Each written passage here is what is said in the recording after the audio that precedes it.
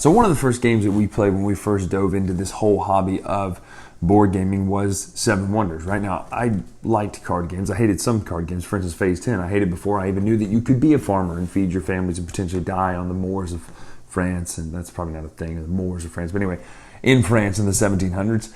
But friends came over and they brought this game called Seven Wonders. And it was about building a civilization with abstract concepts of cards and using your cards for resources and all that sort of stuff. And the resources didn't carry over to the next round, but they didn't really count as... It was interesting, right? And so we played it and we loved it. And, you know, it's kind of grown. It's become a hugely popular game to where the app is fantastic. You can play the app in literally about 2 minutes because the computer thinks so quick. But anytime something new comes out for this game, we really want to try it and play it, which brings us today to Seven Wonders Armada. Newest expansion. Everybody gets a sideboard. It comes with a lot of plastic ships, a lot of new cards. Let's take a look at exactly what this adds to the game and come back and see if it's necessary to play with, use, or not. Maybe you should skip it, maybe you shouldn't. All I know is it does play up to 8 people, which is pretty great for big groups to play a really actual good game instead of let's all play a party game. Let's take a look right now.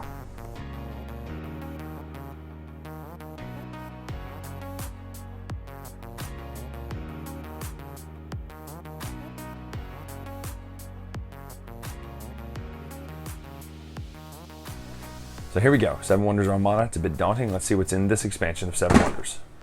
Lots of stuff, right? You've got brand new cards, obviously. We knew that was going to happen. You've got little plastic ships. What could those be, right? These are really cool looking. Little plastic ships. You've got new blue military fight tokens, battle tokens. You've got 2 little sword looking tokens. I don't know what these could be. And you've got an entire sideboard. Now, unlike Babel or some of the other games in the past, the expansions in the past, this sideboard doesn't take a ton of room. In fact, it's pretty straightforward what this is. In fact, they're notched so that your little ships here can fit in these notches. You'll notice that everyone gets one of these boards and 4 ships, one of each color. They correspond to 4 types of the Seven Wonders player color cards. So you'll notice down here that we have red, yellow, blue, and green. So obviously your military cards, your market cards, your victory point cards, I can't remember what those are called, and your science cards, just like that. Anytime you play a card of that color, so let's just say I've selected this card to play on my turn.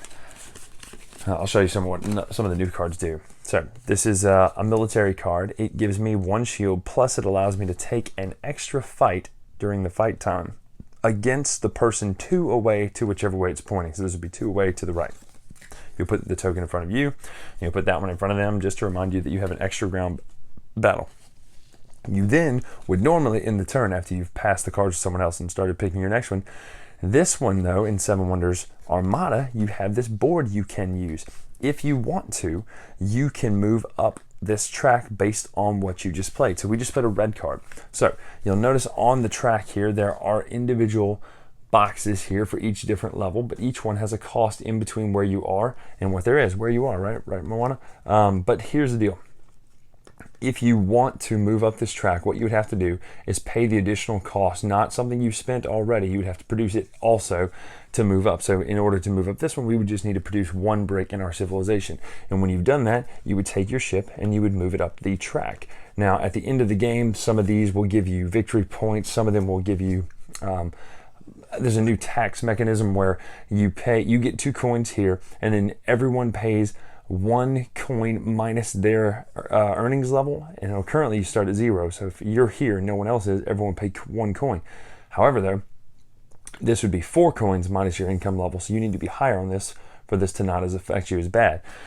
The victory points ones are obviously just pretty straightforward. They're victory points. Now these over here are my favorites. These are the island cards. You're going exploring with science. So you have these brand new island cards that I'm going to show you right here. You have 3 levels. You have level 1s, level 2s, and then level 3s based on the palm trees. These are things like, well, this one lets you move up. That was a little complex, but it basically, you'll notice at the bottom here, everyone's got a wonder symbol on one of the colors. Instead of moving up as normal, when you play your wonder level, you can also move up on that track by paying the cost. So this one allows you to move up on any of the colored cards you would play, and it allows you to do it for free. So it's pretty neat. These are things like, and get an extra military symbol. But there's also ones that are like, hey, move up your blue track for free. Here's production ones, victory point ones, naval battles. We'll talk about that in just a second. This is pay 1 coin to move up. Pretty great. This is, 2 of these. Move up any 2 tracks that you want to, as long as they're not the same. 5 victory points. And they're just really, really good things all throughout these islands. Extra science symbols. And there's one more new science symbol I want to show you that's in here somewhere. I'll see if I can find it. Here it is. This is a new symbol, and it may be in one of the other expansions, but it's not in the ones I have. This is for the highest amount science symbol that you have. This counts as an additional one, so it allows you to get pretty easily 36 points for having 6 science symbols, even if you've only got 4 cards out there, because it allows you to combo these and get more and more of these kind of cards. So on your turn, you pretty much do the same thing. You play, and then you do those levels on the Armada track if you want to. You can move up any of these based on what you've just played, and that's pretty much it. It's pretty straightforward. Other than that, there is a sea battle now, though, which is a cumulative fight between all the players at one time. The person with the highest gets a certain amount of points, and the person with the very least, or tied for least, gets a negative amount of points. So it's a nice secondary type battle that is in this one. So let's just look at some of the new cards really quick. We have these that we talked about already. Once per turn, you can purchase a resource from someone 2 seats away for a coin. There's that blue naval stuff. 3 coins here. You get, everyone pays a coin. This one allows you just to move up any level of your choice for free one time. Get a free island card, same kind of thing, move up. There's that fight symbol we already saw. Free island card, more fight stuff. This one allows you to get 2 victory points per your earning level. That's a really great card. It's got to be purple. Yeah, I figured. Same thing we've seen already. That's all the new type of stuff would be what you've seen here. So very good expansion. I love all the different things that come in it. So lots and lots of new things.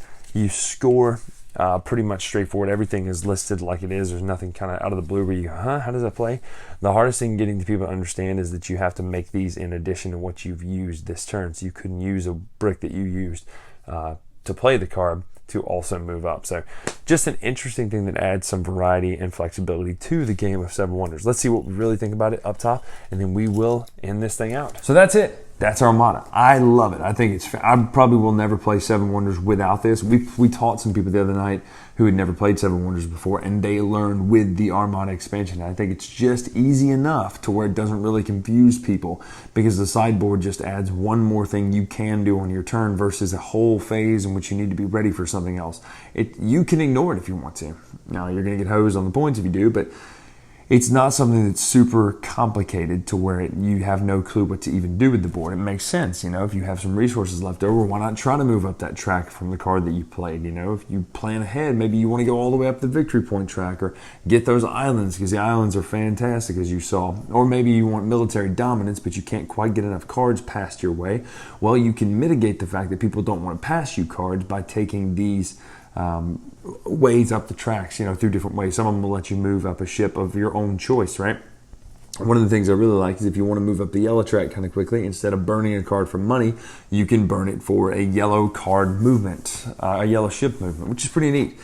So all in all, I like everything that this expansion does. I don't feel like it complicates it too much. I like the islands. I like the new science symbols where you get an additional symbol for the one that you have the most of. I like the naval battles because it involves everybody in one single battle too, instead of just the red battles. I like the fact that you can now do a couple things with people 2 away from you with the red battle thing, and then also there's the thing that lets you buy once per turn 1 good from that person 2 away from you, or this person 2 away from you. So all in all, I think if you like Seven Wonders, you're definitely going to want to go ahead and pick up Armada, because it adds all kinds of great stuff and it doesn't detract from it at all. So that's really all I have to say on the subject there. I'm Brian Drake here on The Latest Retro with the Dice Tower. Make sure to follow us on Twitter at The Latest Retro, and until next time, we'll see you. Thanks so much for watching the Dice Tower videos. Find more great videos and reviews, as well as our top-rated audio podcast at Dicetower.com. You can also find other great shows at DicetowerNetwork.com. I'm Eric Summerer, and you've been watching The Dice Tower. The Dice Tower is